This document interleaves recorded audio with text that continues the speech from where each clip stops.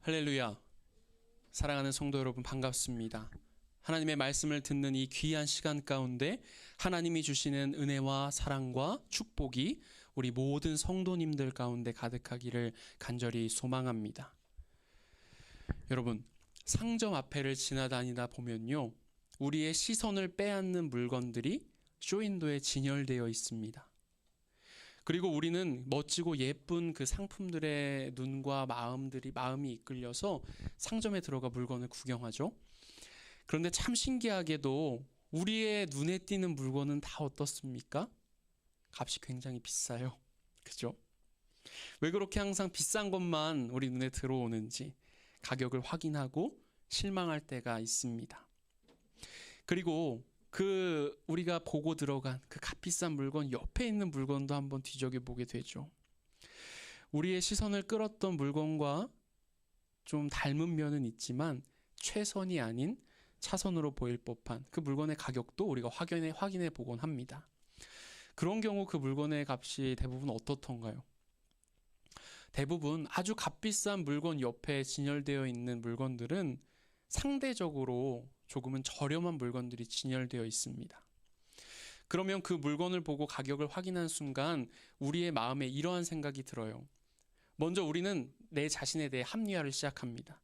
이거 내가 원래 필요했던 건데, 내가 사고 싶었던 건데 라는 생각과 함께 그 차선의 그 제품의 가격이 꽤 합리적인데 그 값비싼 물건에 비해서 싼데 이런 생각이 들기도 합니다. 그리고 또 생각하죠. 이 가격 또한 그렇게 저렴한 것은 아니지만, 작은 돈은 아니지만 그래도 옆에 있는 물건에 비하면 괜찮다, 살만하다 라고 말입니다. 왜 그럴까요? 그 이유는 우리의 기준이 이미 먼저 보았던 그 비싼 물건, 그 비싼 제품에 정해져 버렸기 때문입니다. 경제학 용어 중에 앵커링 효과라는 그러한 말이 있습니다. 앵커라는 것은 배를 정박할 때 사용하는 닻을 뜻하는 단어입니다. 여러분, 배에 있어서 닻이 무슨 역할을 하죠?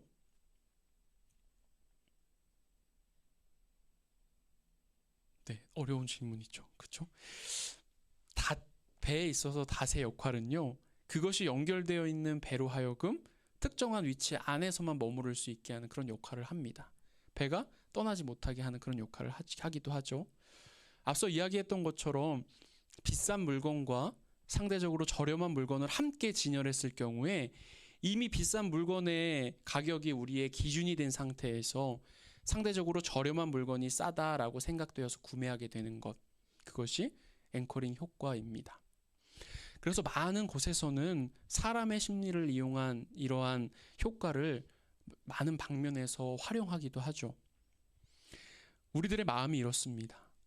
배가 닻을 내리면 닷과 연결된 밧줄의 범위 내에서는 그곳이 설사 위험이 도사리고 있는 곳이라고 해도 움직일 수 있듯이, 어떤 기준이 우리 마음 가운데 닷을 내리게 되었을 때 그 기준 안에 있다고 생각되어지는 것들에 대해서 우리의 마음이 너무나 쉽게 흔들리고 영향을 받습니다. 그런데 그런 우리의 마음이 물건을 사는 행위, 그런 것에서만 그치는 것이 아니라 누군가를 만나고 무언가를 결정하는 것에 있어서도 마찬가지인 경우가 있습니다. 그리고 더 나아가서 우리의 그런 마음들은 우리의 신앙에까지 영향을 미치고 있습니다. 오늘 우리가 긴 이야기 로마서의 말씀을 함께 읽었는데요. 오늘 바울의 고백이 바로 이러한 고백입니다.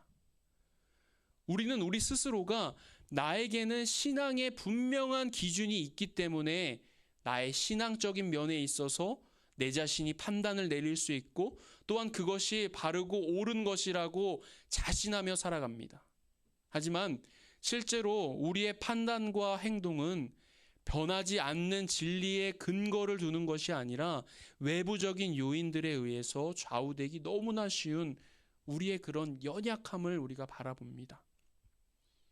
이것을 깨닫지 못하는 사람은 계속해서 변화해가는 우리들의 외부적인 요인들에 의해서 또다시 신앙의 길을 잃고 표류하기도 합니다. 하지만 저는 이 시간 우리 모두가 신앙의 민감함을 가지고 변하지 않는 하나님의 말씀과 그 안에 담긴 그 진리만을 우리가 바라보며 계속해서 우리의 삶에서 충돌하고 있는 질문과 문제들에 대한 답을 구하고 우리 신앙의 본질이 무엇인지를 깨달을 수 있는 그런 귀한 은혜가 가득한 시간이 되기를 간절히 소망합니다. 오늘 우리 시작하는 본문 로마서 7장 14절의 말씀 우리가 함께 읽어보길 원합니다. 로마서 7장 14절의 말씀 함께 읽습니다. 우리가 율법은 신령한 줄 알거니와 나는 육신에 속하여 죄 아래에 팔렸도다. 아멘. 여러분, 사도 바울은요, 율법이 신령하다는 것을 알고 있었습니다. 율법이란 우리로 하여금 죄가 무엇인지 깨달을 수 있게 해주는 기준이 되어주고 또한 우리의 삶을 거룩하게 가꾸어 갈 수 있는 기준이 되어줍니다. 율법이라는 것이 그런 것이기 때문에 바울은 그것이 신령하다라고 말할 수 있는 것이죠. 그렇지만 이 율법이라는 것에는요, 분명한 한계가 존재합니다. 율법은 우리로 하여금 무엇이 죄이고 죄가 아닌지 그 기준을 우리에게 깨달을 수 있게 해줘요. 그렇지만 그 율법의 역할이 딱 거기까지라는 것입니다. 율법은 우리로 하여금 죄를 깨달을 수 있게 하지만 우리가 깨달은 우리 안에 있는 그 죄의 문제를 해결해 줄 수는 없습니다. 그렇다면 우리는 무엇을 통하여서 우리 죄의 문제, 그것을 해결할 수 있을까요? 그것은 오직 한 가지입니다. 우리는 우리 죄의 문제를 오직 예수 그리스도를 통하여 해결받을 수 있습니다. 우리들의 죄의 문제는 대속의 제물이 되어 십자가에 달려 돌아가신 오직 예수 그리스도를 믿는 그 믿음으로만 우리가 그것들을 해결받을 수 있습니다. 그리고 예수 그리스도를 나의 구주로 믿는 우리 모두는 새로운 사람이 되었어요. 죄와 율법으로부터 완전히 자유로운 존재가 되었다는 것입니다. 그렇다면 죄와 율법으로부터 완전히 자유로운 존재인 그런 우리 그리스도인들이 해야 할 일이 무엇일까요? 그리스도인들은 죄와 율법으로부터 완전히 해방된 우리들은 거룩한 삶을 살아갈 수 있어야 합니다. 즉 하나님이 원하시는 삶을 우리가 살아갈 수 있어야만 한다는 거예요. 사도 바울은 이 사실을 분명하게 깨달았고 또한 그렇게 거룩한 삶을 하나님이 원하시는 그 삶을 살아가고자 몸부림치는 사람이었습니다. 그런데 그런 그에게 문제가 있었습니다. 이어지는 로마서 7장 15절의 말씀 함께 읽어보기 원합니다. 로마서 7장 15절 함께 읽습니다. 내가 행하는 것을 내가 알지 못하노니 곧 내가 원하는 것은 행하지 아니하고 도리어 미워하는 것을 행함이라. 아멘. 여러분, 그가 처한 문제가 무엇이었습니까? 원하는 것을 행하지 아니하고, 그러니까 원하는 것은 행하지 아니하고 미워하는 것을 행하는 것, 그것이 문제다라고 이야기하고 있습니다. 그죠? 죄와 율법으로부터 완전히 자유로운 존재인 바울이 원하는 것, 그것은 앞서 우리 그리스도인들이 무엇을 해야 하겠습니까? 라는 질문에 앞서 이야기했듯이 거룩한 삶을, 하나님이 원하시는 삶을 살아가는 것, 그도 마찬가지였어요. 거룩한 삶, 하나님이 원하시는 삶을 살아간다는 것, 그것을 한마디로 하나의 단어로 한번 이야기해 보자면 성화의 삶, 즉 우리 구원의 완성을 이루어가는 그러한 거룩한 삶을 바울은 살아가고 싶었던 것입니다.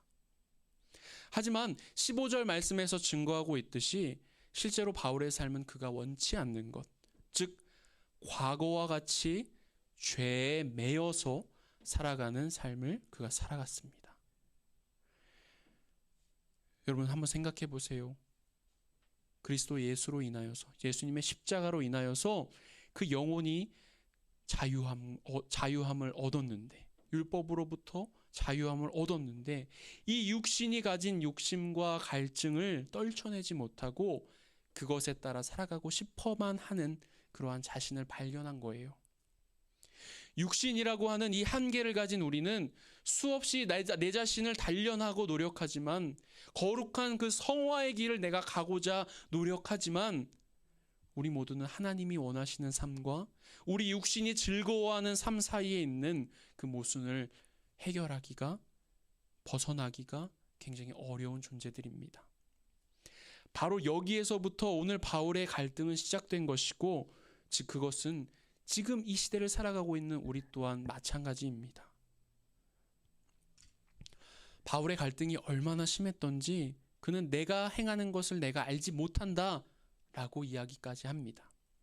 머리로는 분명하게 알고 있는데요, 이 몸이 자꾸만 자신의 욕심과 욕망을 따라 움직이고 있는 것입니다. 우리 또한 똑같지 않으십니까?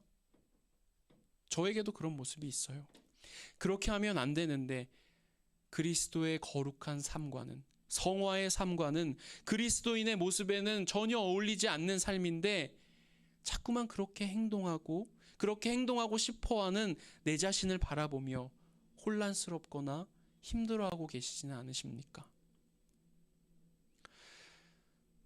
여러분, 누군가와 연애를 하다 보면, 혹은 그런 경험이 없으실 수도 있으니까, 혹은 사랑 이야기를 담은 드라마나 영화들을 보다 보면 이러한 상황들이 있습니다.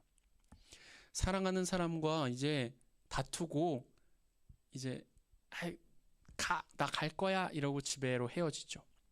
그리고 속으로 다짐합니다. 너랑은 이제 끝이야.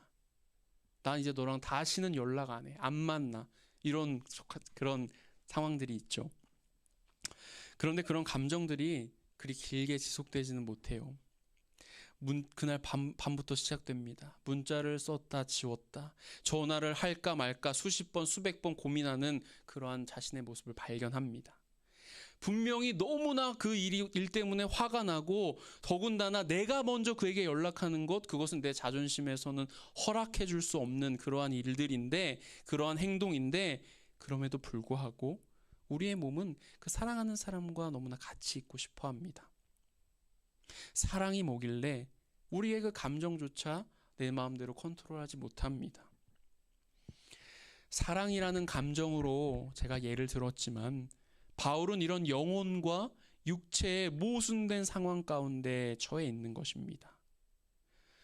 바울에게 왜 이런 모순된 상황이 일어나고 있는 것일까요? 로마서 7장 21절로 23절까지의 말씀 우리가 한번 같이 읽어봅니다. 로마서 7장 21절부터 23절까지의 말씀 함께 읽습니다. 그러므로 내가 한 법을 깨달았노니 곧 선을 행하기 원하는 나에게 악이 함께 있는 것이로다. 내 속사람으로는 하나님의 법을 즐거워하되 내 지체 속에서 한 다른 법이 내 마음의 법과 싸워 내 지체 속에 있는 죄의 법으로 나를 사로잡는 것을 보는도다. 바울이 이런 모순된 상황을 살아가고 있는 이유는 그가 지금 두 영역을 살아가고 있기 때문입니다. 그는 예수 그리스도를 통하여 구원을 받았고, 그 속사람은 분명 하나님의 법을 즐거워하고 있습니다. 즉 천국 시민으로서, 하나님의 나라에 구원받은 백성으로서 세상과는 다른 가치관을 가지고 살아가고 있다는 거예요. 그렇기 때문에 그 바울의 속사람은 하나님의 법을 즐거워하고 선을 행하고 싶어 합니다. 그러나 동시에 그의 지체는, 그는 지체에 속하여서 살아가고 있는 존재예요. 지금 바울이 말하고 있는 이 지체라는 것이 바로 우리의 이 육신, 사르크스를 이야기합니다. 사르크스라는 말은 인간의 죄인된 상태, 자신의 욕심과 욕망에 충실할 수밖에 없는 우리가 가진 이 육체를 의미합니다. 그렇기 때문에 바울의 육체는 인간의 욕망과 욕심의 법을 갈망하고 있는 것입니다. 하늘에 속한 그리스도의 백성으로서 하나님의 법을 즐거워하지만 동시에 인간이라는 이 육신의 한계를 가졌다는 것, 바로 거기에서부터 바울의 모순이 발생하고 있는 것입니다. 인간의 육체라고 하는 이 무거운 닻이 내려져 있어서 이 육체의 기준 안에 있는 수많은 것들이 당연시되고 별것 아닌 것처럼 느껴지게 만드는 그런 죄의 그런 앵커링 효과와도 같은 그러한 것을 불러일으키고 있는 것입니다. 바울은 지금의 자신의 이러한 상황을 깨달았어요. 그것을 깨달으면서 스스로 이렇게 고백하고 있습니다. 로마서 7장 24절의 말씀 한번 같이 읽어봅니다. 함께 읽습니다. 오라 나는 곤고한 사람이로다. 이 사망의 몸에서 누가 나를 건져내랴. 아멘. 바울이 뭐라고 고백합니까? 자신을 곤고한 사람이다 라고 고백하고 있습니다. 곤고하다라는 말 우리가 잘 쓰지 않는 단어인데요. 이것을 조금 쉬운 말로 바꿔본다면 비참하다라는 말로 바꿔볼 수 있습니다. 즉 자신이 비참한 삶을 살아가고 있다라는 것을 바울이 한탄하고 있는 것이죠. 바울이 스스로를 왜 이렇게 비참하다라고 생각했을까요? 그 이유는 자기 내면에 있는 그 갈등들, 모순들 때문에 매일 깨지고 넘어지는 그러한 자신의 모습을 발견하고 있기 때문에 그렇습니다. 그래서 누가 나를 이 사망의 몸에서 건져낼 것인가, 누가 내가 가지고 있는 이 모순과 갈등을 해결해 줄 수 있을 것인가 하면서 한탄하고 있는 것입니다. 하지만 이어지는 25절에서 바울은 이러한 자신의 한탄에 대해서 이렇게 답하고 있습니다. 우리 로마서 7장 25절의 말씀을 우리 앞에 보시고 그 우리말 성경 버전으로 한번 같이 읽어보기 원합니다. 같이 읽습니다. 우리 주 예수 그리스도로 인해 하나님께 감사드립니다. 그러므로 나 자신은 마음으로는 하나님의 법을, 육신으로는 죄의 법을 섬기고 있습니다. 뭔가 좀 말씀이 이상하죠? 바울은 하나님께서 예수 그리스도를 통하여 자신을 구원해 주셨음에 감사하고 있습니다. 그러면서 바울은 또 하나의 사실을 분명하게 말하고 있습니다. 그것이 무엇입니까? 자신이 분명히 구원받았지만 여전히 자기 안에 일어나는 하나님의 법과 죄의 법이 갈등하고 있다는 사실을 인정하고 있습니다. 굉장히 어려운 문제예요. 바울 안에서 존재하는 갈등은 그가 구원받았음에도 불구하고 죄의 문제로부터 자유함을 얻었음에도 불구하고 여전히 해결되지 못하고 있음을 우리가 바라봅니다. 그러면 우리에게도 이런 질문이 생길 거예요. 사도 바울도 저렇게 갈등하면서 자신에게 해결되지 못한 문제가 있었음을 고백하고 있는데, 그렇다면 과연 우리가 예수 그리스도를 믿는다는 것이, 성화의 삶을 살아간다는 것이 정말 그 쉽지 않은 길이 과연 내가 갈 수 있을 것인가? 그리고 사도 바울조차 저렇게 힘들어하고 갈등하고 있는데 나에게 정말 그 길이 어떤 의미가 있을까? 여러분, 하나의 영역에만 머무를 수밖에 없었던 존재인 우리는 예수 그리스도의 십자가를 통하여서 두 영역을 살아가게 되었습니다. 그렇기 때문에 지금 바울이 느끼는 갈등과 그 고민과 모순은 단순히 비참한 것만은 아닙니다. 그러한 인간 가운데 존재하는 갈등과 모순이 사실 예수 그리스도를 만난 우리에게는 감사이고 축복이라고 할 수 있습니다. 그 이유를 설명해 보자면 그것이 무슨 이야기인가 하면 하늘과 땅이라고 하는 두 영역을 살아가기 때문에 느끼는 우리들의 모순과 갈등은 최소한 우리가 땅의 것만을 쫓아가는 인생이 아니라, 그러한 삶이 아니라 거룩한 삶, 주님이 원하시는 삶을 따라서 살아가고자 우리가 애쓰고 노력하고 있음을 드러내주는 증거가 되어준다는 거예요. 땅의 것만을 쫓아가면 사실 우리 마음속에 고민, 갈등, 모순 이런 거는 존재하지 않습니다. 우리가 거룩한 삶을 살아가고자, 주님께서 원하시는 삶을 살아가고자 노력하고 있기 때문에 우리가 마음에 갈등이 생기고 우리 삶에 모순이 생기는 겁니다. 거룩한 삶을 살아가고자 하는 우리에게 만약에 갈등과 어려움이 없다라고 한다면 과연 내가 지금 하나님이 원하시는 삶을 살아가고 있는가? 거룩한 삶을 살아가고 있는가? 성화의 길을 우리가 걸어가고 있는가?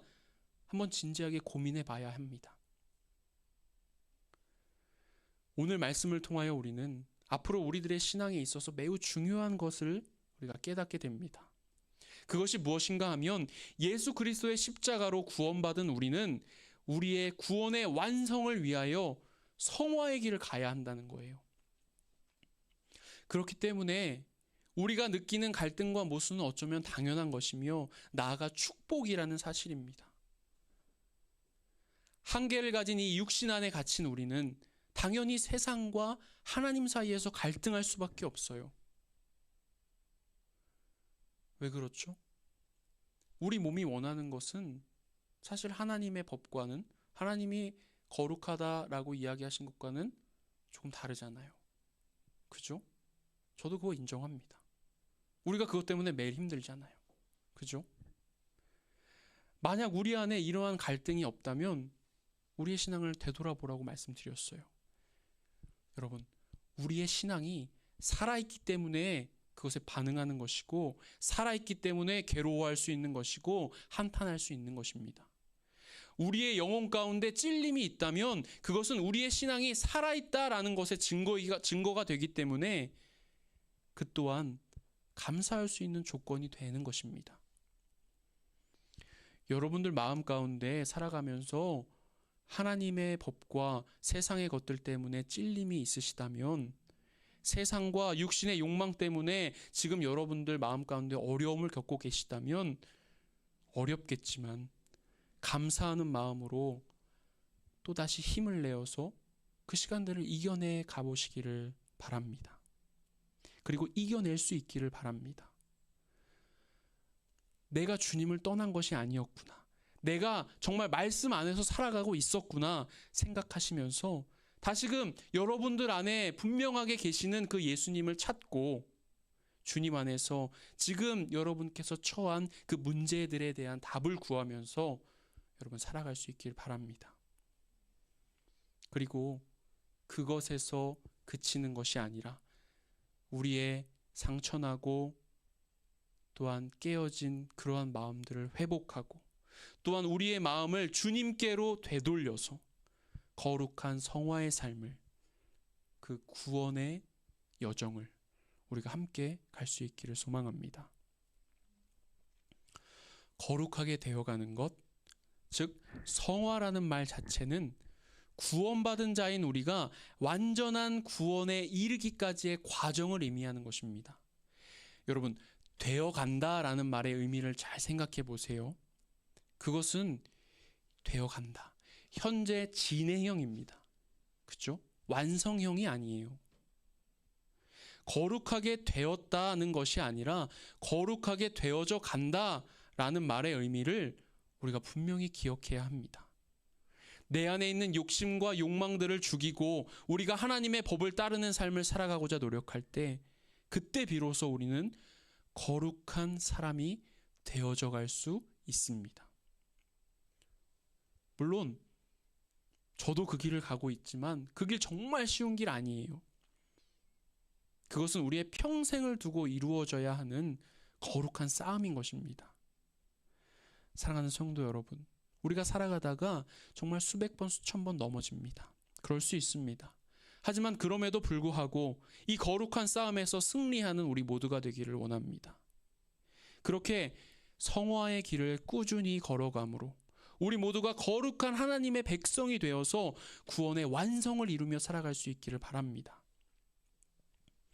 오늘 말씀을 마치겠습니다. 우리 모두는 두 영역을 살아가는 사람들입니다. 저는 오늘 이것을 이미와 아직이라는 말로 정리해 보고자 합니다. 이미 우리 안에 하나님의 나라가 이루어졌어요. 우리는 예수 그리스도를 통하여 이미 구원받은 사람들입니다. 그러나 하나님의 나라는 아직 이 땅에 오지 않았습니다. 우리의 구원은 아직 완성된 것이 아닙니다. 이미 우리 안에 도래한 하나님의 나라, 그러나 아직 이 땅에 임하지 않은 하나님의 나라, 이 둘 사이에 끼어 있는 것이 우리들의 삶이고, 그래서 우리는 갈등을 겪고 그 사이에 모순된 우리 자신을 발견하며 힘들어하기도 합니다. 그러나 우리는 지금의 이러한 삶에 안주해 버리거나 거룩한 삶으로의 그 하나님의 초대 앞에 주저앉아 버려서는 안 됩니다. 이러한 어려운 과정이지만 수천 번, 수백 번 매일매일 넘어지는 그러한 우리들의 성화의 길에 가는 삶이지만 우리는 승리해야 합니다. 이것이 하나님께서 우리들에게, 하나님의 백성들에게 원하시는 모습이에요. 이미 우리 안에 이루어진 하나님의 그 나라에 감사하면서 또한 아직 이 땅에 임하지 않은 하나님의 나라를 소망하며 살아가는 사랑하는 우리 모든 성도님들의 삶이 되시기를, 그리고 매일의 삶 속에서 정말 하나님께 하나님의 뜻을 구하고, 어렵겠지만 어렵다는 거 이해합니다. 저 또한 그러니까요.